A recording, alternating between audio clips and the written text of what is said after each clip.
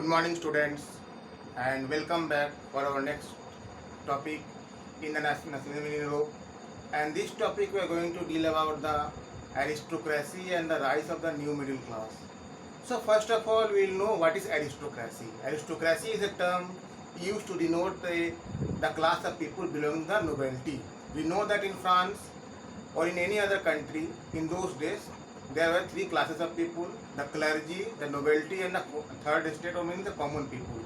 The nobility were those persons who owned large estate of land, and they were directly to the emperor, means they served the emperor during the wars and help him in collection of taxes and in the administration of his empire. So the aristocracy were those people who were directly related to the emperor. So now when you are going to study about the nationalism in Europe, this aristocracy has an important mention, and as it was a transition or as a middleman between the common people and the emperor, these people have deep roots in the society. The people, they were engaged between them by by the ties, and they have marital status with each other families. Means the aristocracy, they have marital affairs between among themselves, and these people, they help the emperor.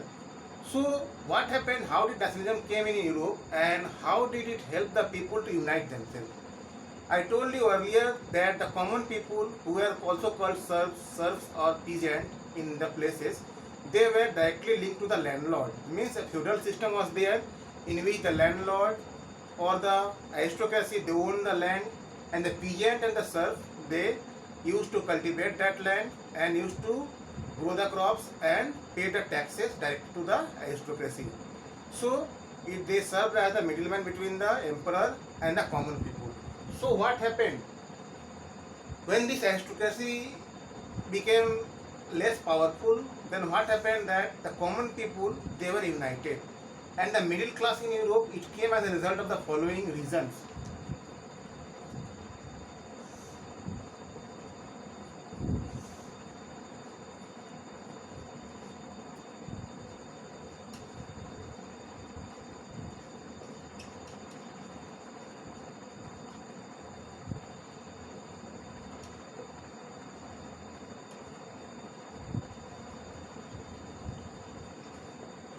In the period between 1750 and 1850, Industrial Revolution started in England and it spread to the other countries of the Europe.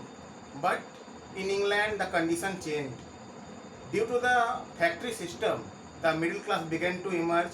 The middle class, which consisted of doctors, lawyers, professionals, as well as others, they were learned. Means they have the education, they have the intellectual quality and the thinking power, and these people, they were against the monarchy. So these were the first people who were against the monarchy, and the views of these people, it spread among the common people, and in this way the monarchy, it was opposed by both the common people as well as the middle class. So the emergence of the middle class was a path which led to the nationalism in Europe, and the people in Europe began to unite themselves. The main problem for the nationalism in Europe was the language. The barrier of language was the most important problem which made the people not unified. In Europe, we all know that a variety of languages are spoken, and the people speaking a particular language have different ethnic variation and culture also. Therefore, these people, they were not united. Within a single empire, a lot of people were living who spoke different languages, dialects, and they share different culture and tradition.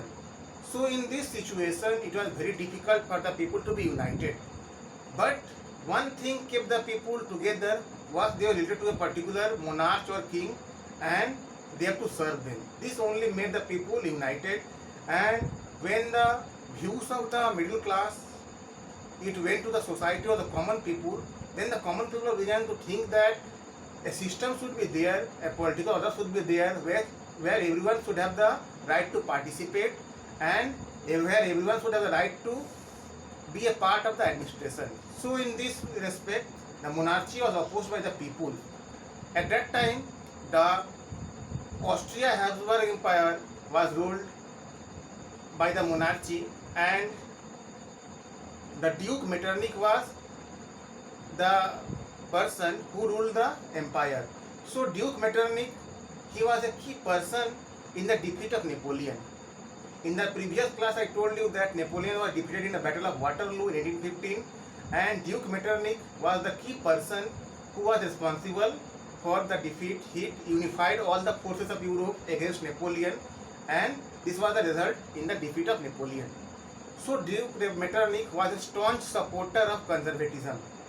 Means Duke Metternich did not like any reforms in the society. He liked that the aristocracy and the king should be there, he should be the ruler, and he should decide the fate of the people or the subjects. Therefore, he opposed the system of democracy, and in the period between 1815 to 1848, it is called the period of new conservatism.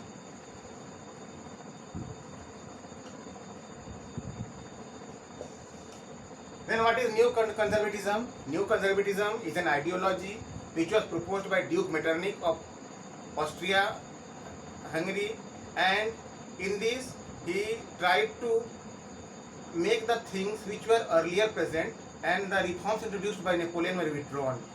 Then he introduced all the kings to the same position who were disposed by Napoleon.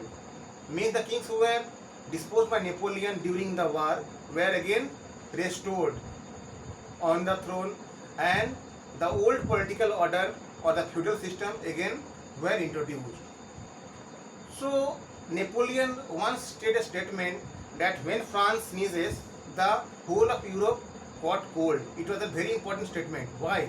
Because Duke Metternich knew that France was the mother of democracy in Europe at that time, and if the French ideas it spread to other regions or parts of the world, it will make the people of the world or the people in Europe very much conscious, and again there will be rebellion and monarchy will be overthrown. Like in the 1789, the French people overthrew the monarchy under Louis XVI and killed him. So he was very much in confusion that the monarchy should be restored at any cost, and barriers should be put on France, and the ideas of France would not be spread in Europe. So a large number of states were created on the border of France to stop France from any other aggression, and the old rulers were made to sit on the throne which were disposed by Napoleon. So he tried everything and anything to restore the old order or the monarchy system, and he did everything. Every work was done by Duke Metternich to stop the spread of nationalism in Europe and stop the spread of democratic ideology in Europe. So this period from 1815 to 1848 is called the period of new conservatism, and the old order was restored in Europe, and Duke Metternich was the person who tried to impose this. So that's all for today. Thank you very much for listening to me. Have a good day.